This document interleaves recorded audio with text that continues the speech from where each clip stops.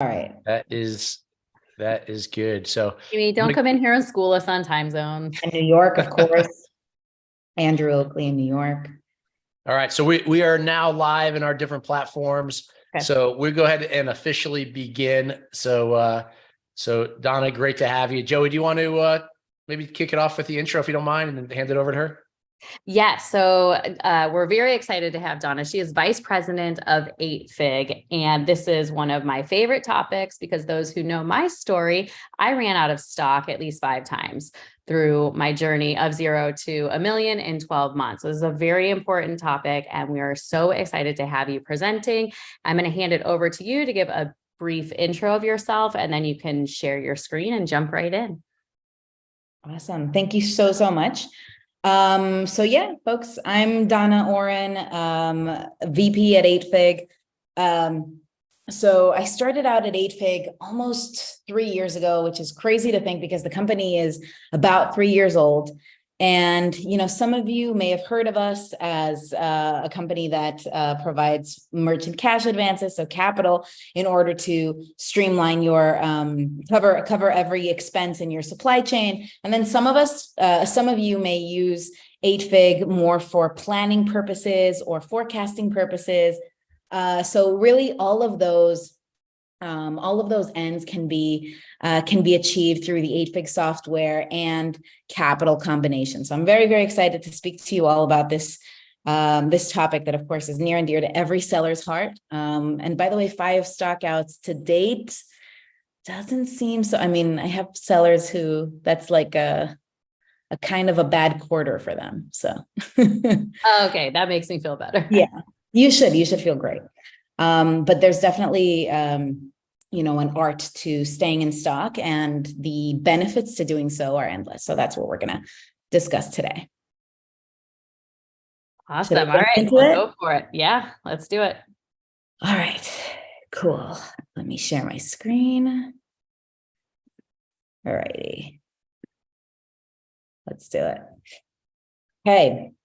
So I wanted to talk about stockouts today from an angle where, you know, not everyone necessarily always thinks about and not necessarily intuitively thinks about. So let's talk, of course, just about the Amazon platform and why running out of stock can harm your store's performance. Okay. So what we like to discuss a lot of times over at 8Fig is to be prepared. And when sellers think about being prepared, they often think about being prepared for what we have in our minds as the worst case scenario, right? What if my product doesn't resonate? What if my pricing is wrong? What if I get bombarded with negative reviews? You know, what if my ship gets stuck at sea? There's a lot of worst case scenarios for e-commerce sellers. But selling out isn't necessarily what we all think about intuitively when we think about, you know, something that you need to plan for, because maybe it's the result of doing everything right up until that point. Your sales are booming. Maybe your product is so good that a TikToker mentioned you, your ads are overperforming versus what you thought they would do, or maybe one of your competitors went out of stock, giving you even more of an edge. All of those things can happen, right? And now, instead of having 45 days of stock, you're projected to sell out in just 14 days, okay? So again, we're thinking of a champagne problem, not Champaign, Illinois, but a champagne problem, right? Just like Chandler said on Friends, which by now is kind of an old reference. What if my diamond shoes are too tight? But that's what's happening factually when you're running out of stock, or you're running out of stock at a shorter timeline than you had projected originally when you purchased the stock. So once you're out of stock, or, you know, heading towards running out of stock, here are the ways in which it could impact your Amazon store. First is obviously losing business to competition. Remember, your best case scenario of selling out happened maybe because a competitor went out of stock, diverting all of that business to you. The second thing that could happen is that someone who was interested in your product now delays their purchases. sometimes people come back, right? I fell in love with a dress that I really like, but it was sold out. And then maybe if I'm still thinking about it in a month, I'll buy it. But who knows? Maybe in a month, I will have bought another dress that I like more. Maybe I will have forgotten about it completely. Maybe, my life circumstances will be different. Maybe I don't need that dress anymore because the event that I had it in mind for already passed. Another thing is annulled purchases, right? Someone wanted it enough to buy it right then and there, but since it's out of stock, they're not going to do it. And they're not going to buy it in the future either. The fourth problem is what's called lost retention. So for example, if you're selling a product that really relies on recurrence, meaning buyers who are purchasing it again and again, this is very common, for example, in the supplements industry, pet food, various items that people rely on replenishing on more or less regular intervals. If you're out of stock, then it doesn't just necessarily mean that they're not going to buy from you that one time that they wanted to buy, but maybe now they find a different seller or a different product where they can source, and maybe they end up liking it better, or they just subscribe to that one and they never go out of stock. And then you lost that business forever. That compounds the damage. And lastly, and this is very unique to Amazon, but nevertheless very important to denote, if you sell out, you are going to experience a hit to your organic search rankings on Amazon, which, as you know, I hope that most of us here are well aware of. Organic search results rankings on Amazon can have a very, very crucial impact on your sales and your performance, and your conversion on the platform. So all of these things can happen as a sort of very, very unwanted chain reaction as a result of your diamond shoes being too tight. So before you get to that point, before it's too late, before you are actually out of stock, okay, you are going to see how many days of projected stock you have left, because hopefully you are watching your sales pace live and tracking how many more days of stock you have. And if you're not doing that, I suggest you sign up for 8Fig for a free account. That's one of the first things that you're going to see on your dashboard is you're going to see your daily sales performance.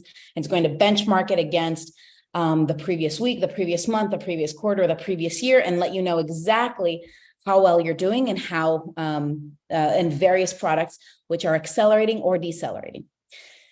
But now that you have that information, and you know you're about to sell out, you're really staring at the barrel of the gun there. First things first, speak to your supplier, okay? Get a hold on things. How can you get more stock, okay? If the supplier, assuming, again, best case scenario, supplier can provide the goods that you need to hopefully bridge the gap between the time you're projected to sell out and until your next batch comes in. Or if there's no other batch that's being ordered, then definitely increase the volume and then order early. But you got to get that, you got to get your ducks in a row with your supplier, okay? Second thing is you have to make sure that you have enough capital on hand to quickly buy inventory. So Amazon, again, as you know, probably most of us know, it's not just that you're selling out faster. The payouts, unfortunately, from Amazon don't come faster just because you sold out faster. You're still going to have to wait, especially if you're a newer seller, you're going to have to wait for the traditional, disbursement schedule. Perhaps if you're on a daily schedule, it's a little bit different. But nevertheless, we see a lot of sellers get into what we call the cash flow crunch of having an inherent delay in which you're earning your revenue from when you're actually placing the order. So when you need to use the revenue to reinvest in your business. The third thing that we recommend as you see your sales accelerate, if you already have some stock that was going to leave anyway, probably China or wherever your manufacturing takes place, consider using air freight for at least a portion of the batch instead of using the more economical options ocean freight, for example. So if you just calculate how much you're going to need in order to bridge that gap, air freight it over, even if it causes your unit economics to dip even into the negative, it's probably worth it to avoid all of these detrimental consequences that we discussed before. The next thing to do is to consider stopping or significantly slowing down any paid ad campaigns. Okay, so this might signal, of course, that sales are slowing down to Amazon, which could also result in a hit to rankings. However, as long as there are still sales pushing through, and this depends on whether or not that was causing your accelerated sales to begin with, as long as there are still sales pushing through, it is preferable to selling out. Discontinuing any discounts or deals. This is also something that some sellers do. Again, it depends on whether or not that was one of the root causes of what was causing you to sell out faster. And finally, as a very, very last resort, consider raising prices. Okay? All of these things are going to slow down or help mitigate some of these crazy spikes that we see, but every now and then, nothing is enough. And so you really, really should ensure that you have the top 3 methods here down pat. Speak to your supplier, have a great relationship with your supplier. That's probably one of the tips that I hear most from our 7- and 8-figure sellers. 2, make sure that you have the capital on hand when needed. And then number 3 is don't be a stranger to air freight.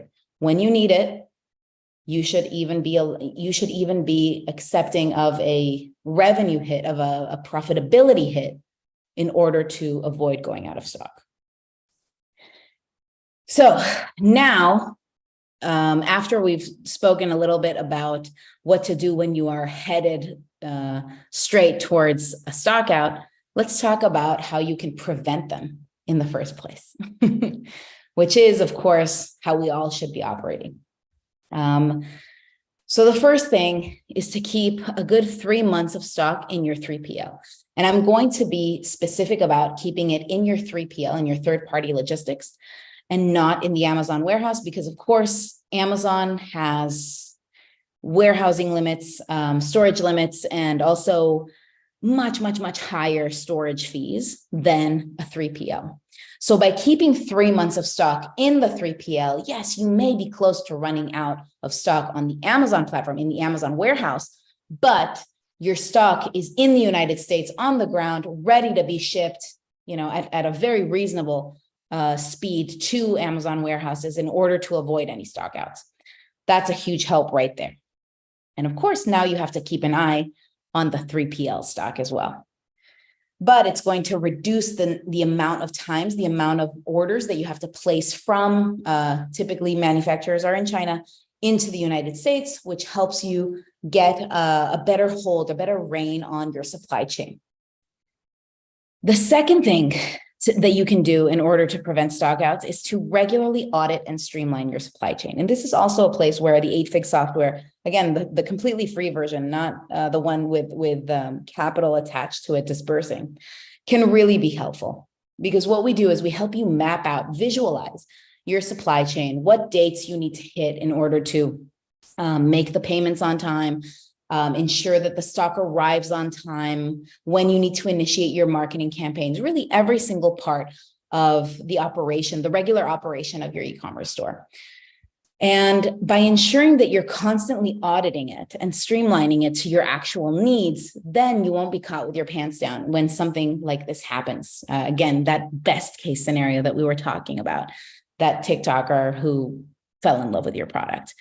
So, for example, if you lay out a basic plan for the entire year, whereby you are placing, let's say, 4 orders, 1 per quarter, and in each order you are you're getting 10,000 units from your manufacturer.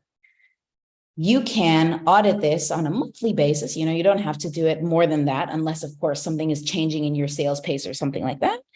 And you can see, okay, are the units that I'm ordering, do they still make sense for this time of year? Now that I have a bit of information, for example, on how spring Prime Day went, does that impact how much I want to order for fall Prime Day?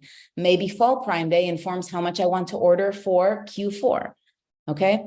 All of these nuances are really best left to the individual businesses that you're managing because you know your product best and you know your performance best. The third thing is to negotiate terms with your supplier ahead of time in the event you will need to increase volume.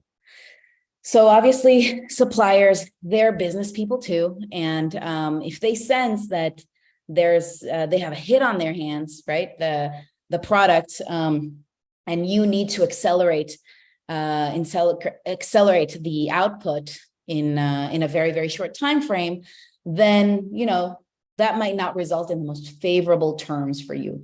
However, if you discuss it ahead of time, the timelines that they would need in order to fulfill additional orders, bridge orders, things like that, then you can really save yourself from a situation where you might need to dip into the negative profitability realm, even just temporarily to bridge a stock out. Plus, it gives you a lot more leverage for when you want to, and again, this ties a little bit more to the second point, it gives you more leverage as you want to plan your supply chain and give your supplier that peace of mind that you're with them for the long term. The next thing that you could do is to try and order shipments more frequently to bridge any gaps. So this is actually a different approach from what I just spoke about, which is mapping out your entire year, trying to do something quarterly, for example. If you get into an ordering cadence, which is actually shorter, perhaps every 2 months, okay, you place an order with your manufacturer. That keeps you a lot more flexible in terms of letting your supplier know how much you need and by when you need it. The problem is that managing supply chain, and some of you might know this already, managing supply chain can be a full-time job in itself. So some sellers actually prefer to keep the supply chain operations to less ordering per year so that they are perhaps less flexible. But on the other hand, they have more attention to focus on the gist, which is the selling part, right? The marketing campaigns, the management of the logistics, the fulfillment, depending on which type of program you're on. And of course, thinking about the future of the business with product research and whatnot. The next thing is to find a forecasting method, and there's numerous ones, just one that works for you, for your particular product, and then get to know your seasonality very, very well. By getting to know your seasonality very well, and this is probably going to take at least a solid year of operations where you are in stock. That's also very important because it's hard to project something for the following year based on time that you were out of stock. But once you get to know your sales cycle, your meaningful dates, it's going to go a very, very long way to informing the way that you plan your supply chain for the following year, how prepared you are, and then also the promotions and the different things that you can do in order to really maximize your profitability. Not only that, it also informs some of your different expense rows, such as your logistics, because you can plan more effectively how you store. But most importantly, it's going to inform your marketing strategy. There are a lot of marketing tactics which are great for the here and now. For example, paid advertising. But there are some that actually require more forethought and launching well ahead of time, like SEO, content marketing, influencer marketing. All of these things are going to require from you to prepare content or to pay for the preparation of content well ahead of those spikes in seasonality that you experience. So knowing those ahead of time, priceless for your business and for preventing stockouts to ensure that you're well stocked. Lastly, for preventing stockouts, stay nimble. So don't assume, obviously, that you planned everything perfectly because you never will. And we have software that is supposed to plan and it's never perfect. But one of the things that we pride ourselves on actually at 8Fig is that the capital portion of what we do, which is dispersing capital, again, according to your supply chain needs, that part is actually incredibly flexible, meaning if something changes, like the number of units that you need to order, or the date in which you need to pay your supplier, or the amount which you need to pay your supplier, whether or not it's your manufacturer or your freight forwarder or your marketing, whatever change occurs in your supply chain, the system can actually help you adapt your entire growth plan to it, adjust your projections, do everything for you. And of course, ensure that you have the funding that you need on hand to use in case sales accelerate. So just to bring things back a little bit to 8Fig, which I just mentioned, this is a bit of an illustration of what we call the line lab. So we call orders of product lines. So a seller may operate, like we said, 4 or 6 product lines per year in order to obtain all those orders and remain in stock. It just depends on your cadence and your particular circumstances.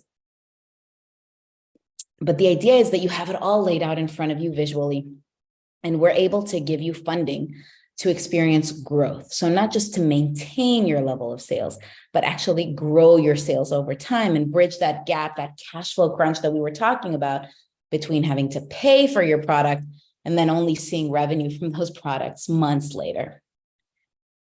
Secondly, is we give you the flexibility to quickly adapt to any of those circumstances. I'm not going to go into it because I just spoke about it. If you're not quite there yet in terms of either wanting funding or qualifying for funding, because we do have some requirements, and if you want, I can get into those later. But we do provide free tools to map, manage your supply chain and cash flow, and then all those analytics that I was talking about to help you project whether or not you're going to be in this situation, in this best case scenario, champagne problem situation. When is it going to happen? And also to predict some other things that are just as important, right? Maybe products aren't doing well. Maybe there's some issues going on with review trends, with your marketing campaigns, all of those things. You have free access to them. And then you also have tools to manage your supply chain. So this is the Line Lab. This is a product called Happy Puppy, My Happy Puppy. All right, I'm going to assume that that's some sort of, I've seen it all at this point. Let's say a supplement for dogs. So over here, you can see the seller has chosen to map their supply chain, which is occurring at least, I'm seeing 6 times a year for My Happy Puppy product. Each time ordering perhaps a different number of units, 1,500, 2,000, 1,000, 3,000. And you can see that the numbers also fluctuate. The totals fluctuate, probably also depending on seasonality. So you can see all of the different stages mapped out in front of you with timely reminders of when you need to pay each supplier and whether or not you did or not, so that you can also use it a little bit for bookkeeping purposes. But what also this shows you is your cash flow. So it shows you where you're going to be having expenses. And then as of these boxes, we call them stock on hand dates. After stock on hand is when sales happen. So for example, this seller, it looks like, is going to only see revenue from May. And that's going to be from these 2 lines. And then in June, and they're going to see revenue in July, et cetera, et cetera. So basically the whole first quarter plus half of May, they're not going to see any revenue from their e-commerce store, which is not uncommon at all. Or, they might be seeing revenue from batches that they purchased at the end of Q4. This could have something to do with seasonality. This could have something to do with just the way that the store is structuring their orders. It's completely individual. Now about the analytics that I was discussing. So this is just really at a glance what we offer. And this is, again, completely free, but you can see There's a sales forecast looking at velocity, and this is whole store. Then benchmarks for how much the seller is selling and how much they sold at a similar time a comparable time frame. And then looking at it more on a visual level where they can toggle between, I believe, as little as 7 days up to 90 days back. Beyond that, we have some really, really useful tools to examine things like your cash flow, so your unit economics, how does your revenue actually break down, how much is profit, et cetera. And this is on a per product basis. And then auditing your inventory and supply chain, which is really, I would say, really an integral part of not just how 8Fig operates, but truly our philosophy. It's the centrality of the supply chain to the profitability and success of an e-commerce store. Looking at your various COGS, your cost of goods sold. So looking at every stage in your supply chain and then comparing it to sellers whom we deem are similar to you. So that could be, for example, over here in freight, you can see that this particular user has freight stages that are somewhat similar to how much other sellers are spending. On the other hand, for marketing, this seller is not spending anything, whereas the benchmark for sellers who are similar to him or her are, it looks like, around the 10% of their supply chain expenses are spent on that. So just really, really interesting and ways to understand where you have hidden optimizations or opportunities for optimization within your supply chain. And that's not always easy to see. I want to wrap up just by mentioning a case study or two. And this is really taking into the realm of everything that we know, how these things actually play out in real in real life. So as Joey said, she experienced 5 stockouts. I think you mentioned in the last year. We've definitely seen worse. We've seen better. But one thing is for sure. I think everyone remembers 2021 and the great supply chain disruption as sort of the year that changed everything in terms of both stocking out and the importance of remaining in stock, and then also the importance of having enough capital to fund rapidly increasing freight expenses. So Alex and Aiden, amazing couple. They're still with us, by the way, with 8Fig. They joined us in January 2021. They had just barely qualified as 6-figure sellers. So they had hit $100,000 a year in their first year of operations with a lifestyle brand, really, really cool brand, close to their heart, total passion project. By April 2021, they experienced a delay in LA Harbor. So their container was delayed at LA Harbor for a period of 6 weeks. So just something incredible. Obviously, during these 6 weeks, they stocked out and their rankings tanked. They tried everything that they could. They tried to pull every string that they absolutely could, but they couldn't get the container or the stock released earlier than those 6 weeks. So what they ended up doing is they shifted their course. They consolidated future orders because they saw this as a total red flag and warning sign for what was going to happen in Q4. And they said, okay, we absolutely can't stock out in Q4. And this was happening in April 2021. So they had time to shift their strategy, consolidate their orders, increase their orders, and ensure that they were sufficiently in stock. This as a result, and then of course, obtaining the capital necessary from 8Fig in order to place those major orders and have them ready on time. This led them to experiencing all 5-figure days in Q4 2022, which was just a phenomenal result. Nowadays, they are already 7-figure sellers heading for 8 figures. I'm very happy to report. So they had an amazing Q4 2021 and then also an amazing 2022. Now, talking a little bit about the analytics that 8Fig offers in the marketing realm. as you know, marketing is a huge, huge part of an e-commerce store success. And this was actually built in conjunction with our good friends at Incrementum Digital, which is an amazing e-commerce ad agency. And this includes really the main highlights that you need in order to, as a business owner, make sound decisions about your marketing campaigns and your spend and the performance and how you're allocating the budget on Amazon. So this includes our top 6 metrics, which are total ad spend, TACOS, ACOS, ROAS, CAC, and AOV, average order value.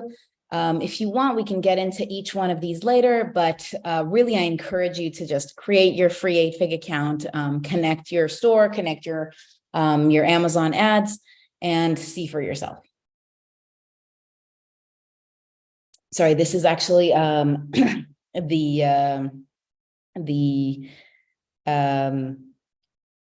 graph of performance for Alex and Aiden that we saw before. So this is December 2021, all 5-figure days. So in just 1 month, over $180,000. Okay, so this is just something that Alex, the sweet Alex, said about us. Our 8-Fig growth plan has allowed us to buy inventory on a quarterly basis. We never have to worry about running out of stock again.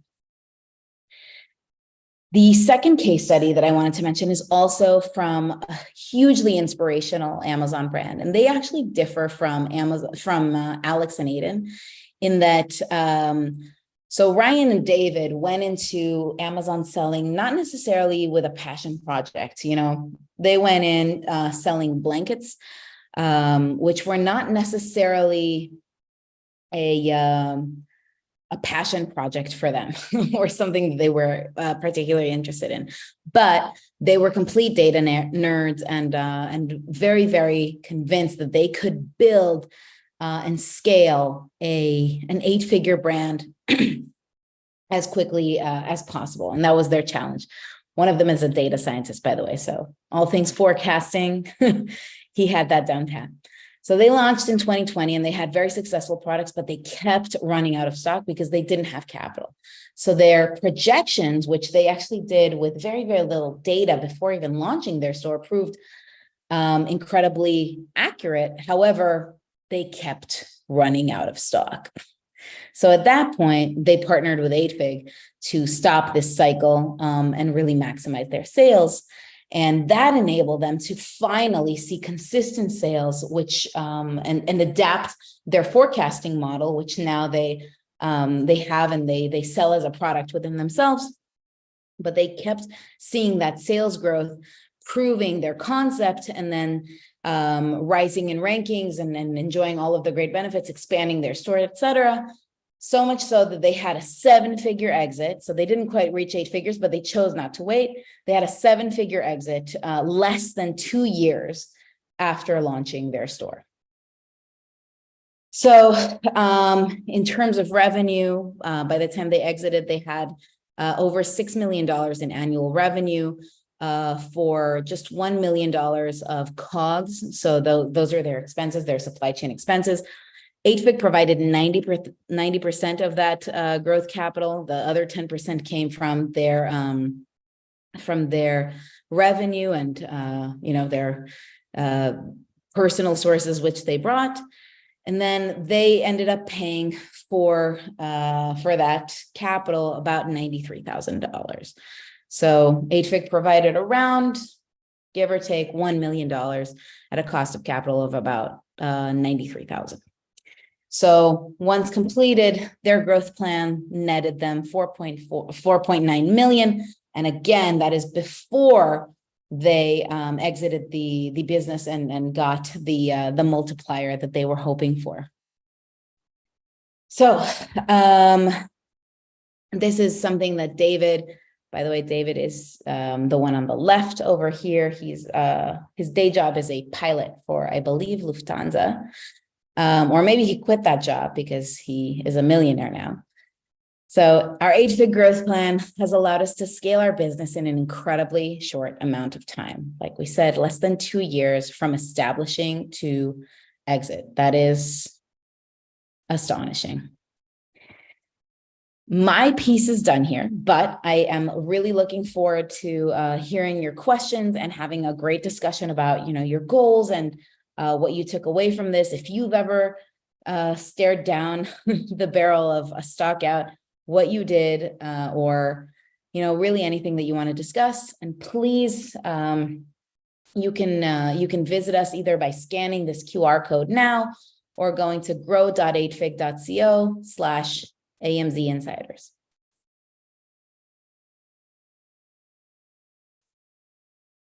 Very cool. Very cool, Donna. That was awesome. Really cool. I feel like I'm out of breath, but I was trying to keep on the time. Yeah. Oh yeah, you did good. That's such good information. Thanks for sharing that. Aiden and what's the name? Aiden and Alex and Alex. David. And Yeah, Ryan. yeah, that's a cool story. I can totally relate during 2021 because I had a rough year. So And it didn't stop in 2022. It was crazy. Nowadays, it's already calmed down significantly, and we're seeing freight costs at least, back to where they were pre-pandemic. But wow. yeah. It was a wild ride. Yeah, it was super cool. I know. Jamie, what are your rules? Yeah, it's the 3 golden rules of Amazon is never run out of stock, never run out of stock, and never run out of stock. I love it. I agree with every single one of those rules. Yeah, like I said, we always, back in the early days, even back in like when we were first like coaching people in 2017, sometimes it'd say, we knew from our own business, it was a major deal. Sometimes when people first got started, say, hey, it's a good problem to have because your product is selling well, et cetera. And then we was like, no, that's actually don't have that perspective at all. It's not a good problem because you waste so much money ranking your keywords, and it's this accordion effect, and you keep you can't really move the business forward because you're constantly playing that game. And it's, of course, the other thing with e-commerce for everyone too is just it's easy to underestimate that how much lead time you need for all this stuff to happen, because a lot of times you're seeing sales happening, like, oh wow, it looks like I'm going to run out in like 25 days or something. And it's like, well, at that point you're screwed because it's going to take, you're going to be 60 days out. So it's one of those ones between capital and, the fact that it requires lead time is like, super, super important. Yeah. Chad says I ran out of stock with both of my recent product launches. Yep. I mean, congratulations on one hand, did something right. But on the other hand, definitely ways to mitigate that, everything that we mentioned, just like Jamie was saying over here, be cognizant of your lead time. It really helps if you have it visually laid out for you in a system like 8Fig. And don't be a stranger to air freight. Don't be shy. If you need it, that's what it's there for. Even though it's expensive, it can mean the difference between losing all of your hard work ranking, and not losing any customer loyalty and all of those good stuff that go away if you stock out, versus, just temporarily sacrificing some profitability. The math works out.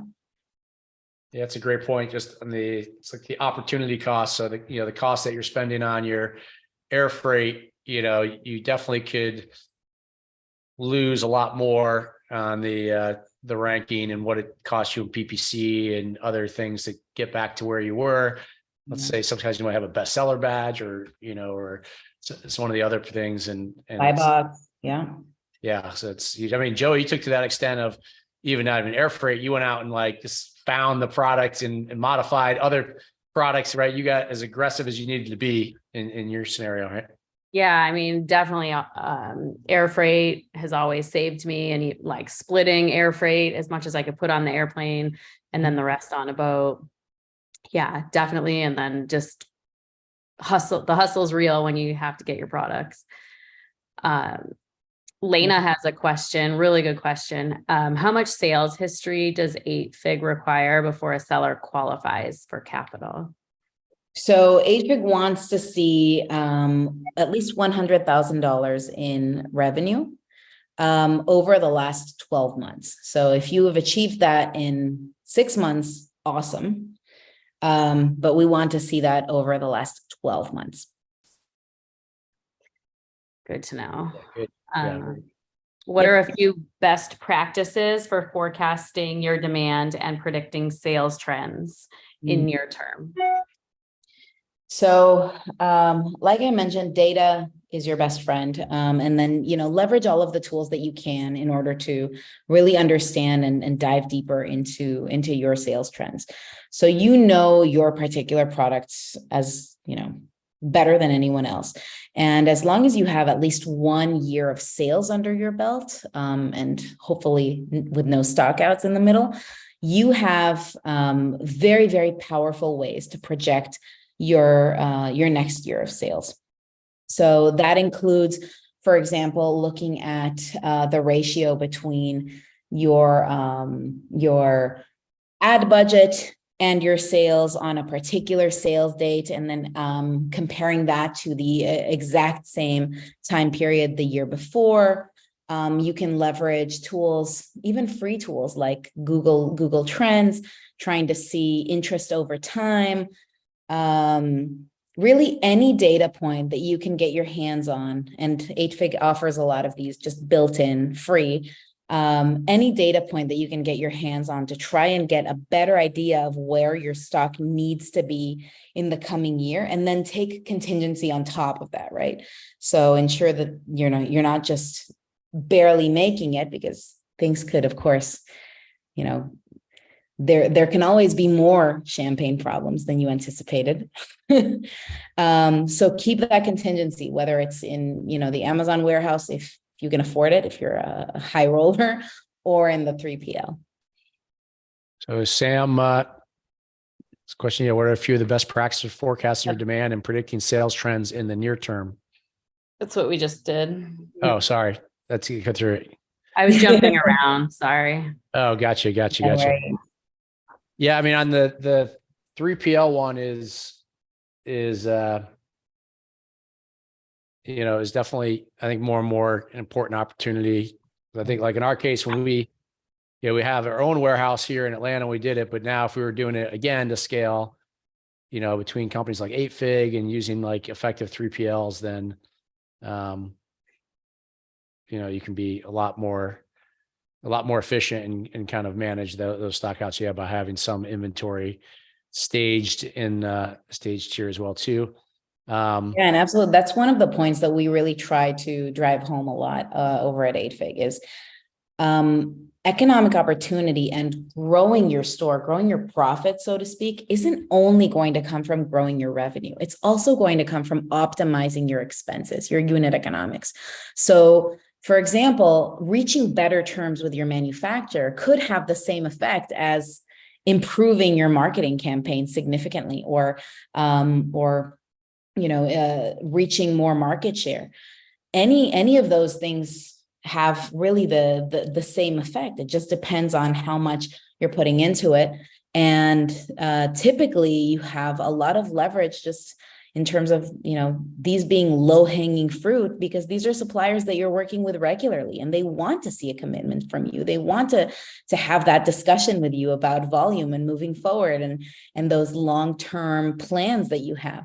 So get them in on the conversation, whether it's your manufacturer, your 3PL, your freight forwarder, your marketing agency, and you'd be surprised what kind of terms you can reach. Yeah, it's good. Great perspective there. And then, another one, which isn't necessarily easy to do, but when we talk about sourcing in North America, so we talk about sourcing and looking at opportunities in Mexico, other spots too. Just again, it's still some of the same fundamentals you have to manage there too, but to the extent that there are opportunities to diversify suppliers and get someone up, whether it's now or in the future, into a place like Mexico, then it does change your dynamic to be able to to be closer to your product.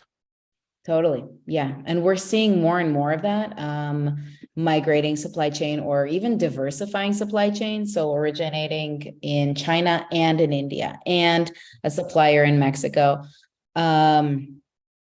we're seeing that completely transform, obviously, the way that sellers have to deal with supply chain, perhaps, sometimes at more of an advanced, mature level for the store, more in the 7-figure realm to be able to get a handle on all those things. But again, it reduces your risk of running out of stock. So showing just how crucial that is to the health of a store.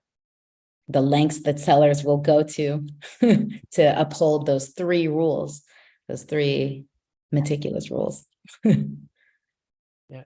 And Donna, another question I had. So when you showed the slide with the, basically some of the PPC metrics, look like you had ACOS and tacos up there. Yeah. So on the 8Fig platform, then, so is that just part of the platform that you guys have some of those metrics that you guys are pulling in there? Yeah, exactly. So you could create a free account on 8Fig. You could choose to apply or not apply for funding. Even if you know that you don't qualify, for example, it's fine. You can still apply for funding. It's going to ask you to connect your store, whether that's on Amazon, Shopify, Walmart, eBay, etc. And then from there, it's going to also suggest that you connect your marketing campaigns. So, give it, I would say, at most 1 day to populate. But yeah, you should see all of those things on a daily basis. There's no subscription cost or anything like that. That's just something that we do for our sellers because we find that it just makes them come to better decisions on a day-to-day basis. Very cool. Yeah, Good.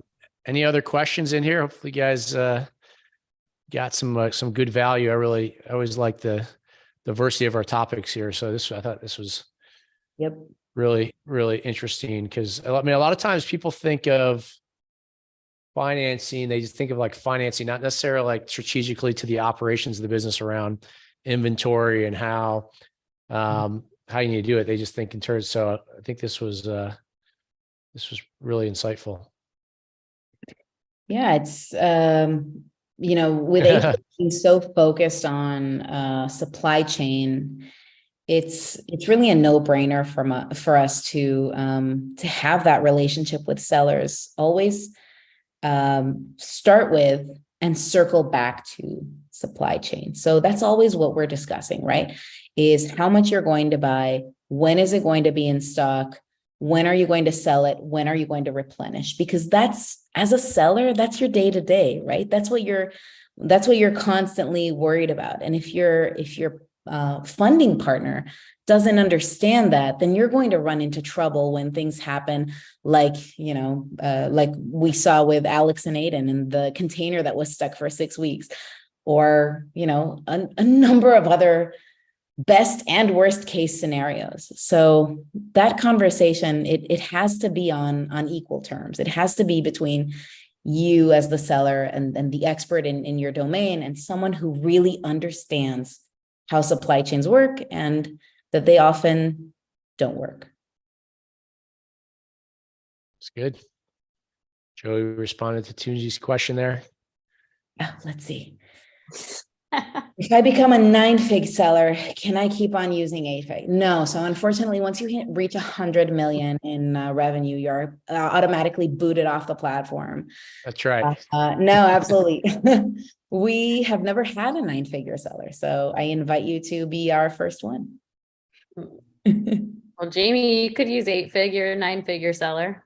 There we go. We can. What do you sell?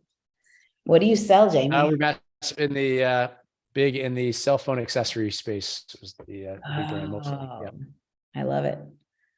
Well, there's a lot of people with cell phones. Yeah. And honestly, thanks, Donna. This was really great. Thank you, Lana. Thank you, everyone, also for listening and for the great questions. And thanks, Jamie and Jolie. Yes, thank you. And this will be in your membership area, recorded, part of the training. So you can rewatch it for those of you who are not at the point where you'd sign up for 8Fig, because we have some new members who are just launching. Yeah, Calvin says this, he said it was great. Look at Chad, greatly appreciate the information. Seems to be an awesome session. Avery, thank you. Emmy, thanks all. And William, great presentation. Again, Kelvin, it's great to have Kelvin aboard here. Great information and content. You guys are all in Texas, right? Did you say, Donna, you're in Texas as well? I am. So Yeah. I'm in Austin, the Austin area. It's called Round Rock. Nobody knows it. I was in Austin last week. And Kelvin, he's in Texas there as well with you guys. Not far from you guys, I think, too, right? Awesome. All right. Well, cool. This was really cool. And again, if you guys need it, I know Donna put up I think the little QR code and stuff there, but definitely reach out. Is there anything to put in the chat here again for the link to go to it? Do we have it? Or did you put up just a QR code? Yeah, I'll put up the link. Yeah, let's just put that up there before. Just 1 minute. Yes. Yep. And I always encourage people, sometimes even if you're not going to, like, at least snap a photo with your phone or whatever, just to absolutely to have it. But I'm putting it in the of course, chat. Joe and I, we can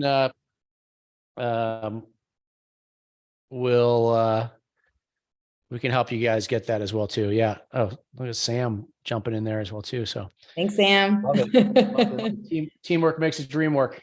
Absolutely.